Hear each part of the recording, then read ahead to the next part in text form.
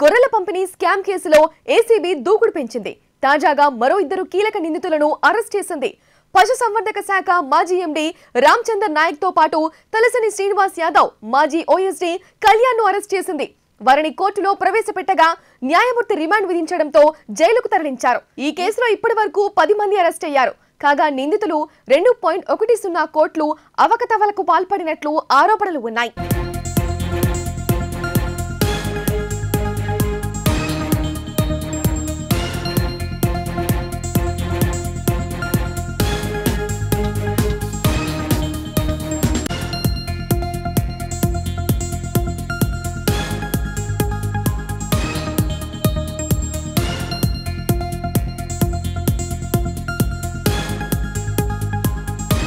ఇక అసెంబ్లీ ఎన్నికల వేళ పశుసంవర్ధక శాఖలో పలు ఫైళ్లు మాయమవ్వడం చర్చనీయాంశంగా మారింది.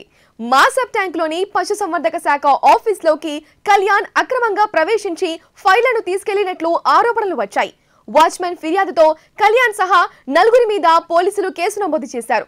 ఆ కేసు కొనసాగుతున్న తరుణంలోనే గొర్రె పంపిణీ స్కామ్ లో కళ్యాణ్ ను పోలీసులు అరెస్ట్ చేశారు.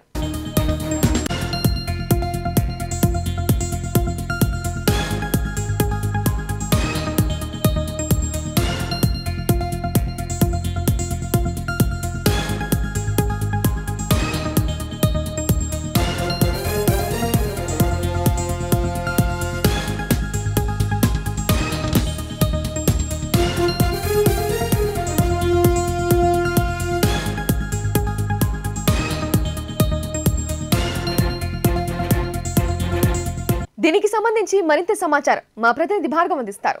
భార్గవ్, చెప్పండి, గొర్రెల పంపిణీ స్కామ్ కేసులో తలసాని మాజీ ఓఎస్టీ అరెస్టుకు సంబంధించి మీ దగ్గర ఉన్న అప్డేట్స్ ఏంటి? పంపిణీ స్కామ్ లో ఏసీబీ దూకుడు పెంచింది. తాజాగా మరో ఇద్దరు కీలక నిందితులను అరెస్ట్ చేసింది. పశు సంవర్ధక శాఖ మాజీ ఎండీ రామచందర్ నాయక్ తో పాటు తలసాని శ్రీనివాస్ యాదవ్, మాజీ ఓఎస్డీ కళ్యాణ్ అరెస్ట్ చేసింది. వారిని కోర్టులో ప్రవేశపెట్టగా న్యాయమూర్తి రిమాండ్ విధించారు. జైలుకు కూడా తరలించిన సంగతి తెలిసింది. ఈ కేసులో ఇప్పటి వరకు 10 మంది అరెస్ట్ అయ్యారు. కాగా నిందితుల నుంచి 2,10,00,000 అవకతవకలు పాల్పడినట్టు కూడా ఆరోపణలు ఉన్నాయి. అసెంబ్లీ ఎన్నికల వేళ పశుసంవర్ధక శాఖలో పలు ఫైళ్లు మాయమవ్వడం ఒక పెద్ద ఎత్తున చర్చ జరిగింది. మాసబ్ ట్యాంకులోని పశుసంవర్ధక శాఖ ఆఫీసులోకి కళ్యాణ్ అక్రమంగా ప్రవేశించి ఫైళ్లను తీసుకెళ్ళినట్లు కూడా ఆరోపణలు వచ్చాయి. వాచ్మెన్ ఫిర్యాదుతో కళ్యాణ్ సహా 4 మీద పోలీసులు కేసులు నమోదు చేశారు. ఆ కేసులు కొనసాగుతున్న తరుణంలోనే గొర్రె పంపిణీ స్కామ్లో కళ్యాణ్ పోలీసులు అరెస్ట్ చేశారు. ముఖ్యంగా ఇందులో తలసాని శ్రీనివాస్ యాదవ్ ఓఎస్డీ అయినటువంటి కళ్యాణ్ను ఇందులో ముద్దాయిగా, అంటే ఆయన కీలకంగా ఉన్నట్టు కూడా తెలుస్తూ ఉంది. ముఖ్యంగా పశుసంవర్ధక శాఖ మాజీ ఎండీ రామచందర్ నాయక్తో పాటు తలసాని శ్రీనివాస్ యాదవ్, మాజీ మంత్రి తలసాని శ్రీనివాస్ యాదవ్, ఓఎస్డీ కళ్యాణ్ ఇందులో కీలకంగా ఉన్నారంటూ కూడా ఒక చర్చ జరిగింది. ఆ చర్చ ఇప్పుడు నిజమైంది. ఎందుకంటే వీళ్ళిద్దరు కూడా ఇప్పుడు రిమాండ్లో ఉన్నారు. కళ్యాణ్ కూడా రిమాండ్లో ఉన్నాడు. దాదాపు 2.10 కోట్లు, అంటే 2,10,00,000 ఈ గొర్రెల పంపిణీలో స్కామ్ జరిగిందంటూ కూడా గతంలో ఒక పెద్ద ఎత్తున చర్చ జరిగింది. కానీ ఇప్పుడు కాంగ్రెస్ పార్టీ అధికారంలోకి వచ్చిన తర్వాత గతంలో అధికారంలో ఉన్నటువంటి బీఆర్ఎస్ నాయకులపై పెద్ద ఎత్తున ఏవైతే ఆరోపణలు ఉన్నాయో అవన్నిటిని కూడా ఒక ఆద్యం పోసేలా కనిపిస్తూ ఉంది ఇక్కడ. ఎందుకంటే ముఖ్యమంత్రి రేవంత్ రెడ్డి ఖచ్చితంగా చెప్తున్నాడు, గత ప్రభుత్వ పాలకులు ఏవైతే అవినీతికి పాల్పడ్డారో వాళ్ళందరి మీద కఠిన చర్యలు ఉంటాయని కూడా ముఖ్యమంత్రి రేవంత్ రెడ్డి అధికారులకు ఆదేశాలు జారీ చేశాడు. ఖచ్చితంగా ఇందులో ఎంత పెద్ద వ్యక్తులు ఉన్నప్పటికీ కూడా వాళ్ళని కఠినంగా శిక్షించాలి, అవినీతికి తావు లేకుండా ప్రజాపాలన నడపాలనే ఉద్దేశంతో ప్రయత్నిస్తున్నారంటూ కూడా కాంగ్రెస్ పార్టీ రానున్న భవిష్యత్తులో మరో 5 సంవత్సరాలు సర్వైవ్ అవ్వాలంటే తెలంగాణలో ఖచ్చితంగా గత ప్రభుత్వంలో జరిగినటువంటి అవినీతిపై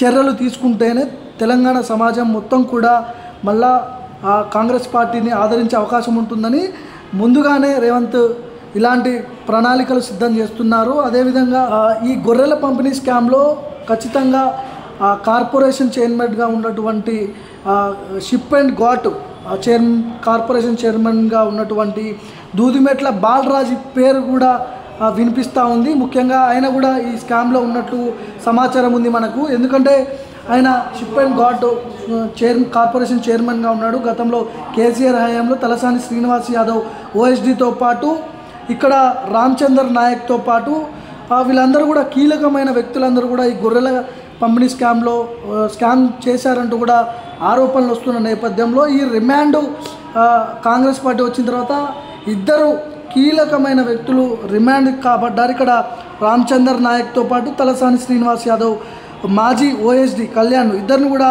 అరెస్ట్ చేశారు. వారిని కోర్టులో ప్రవేశపెట్టి న్యాయమూర్తి రిమాండ్ విధించారు. సో జైలుకు కూడా తరలించిన పరిస్థితి ఉంది ఇక్కడ. సో 10 మంది అరెస్ట్ అయ్యారు మొత్తానికి ఈ కేసులో.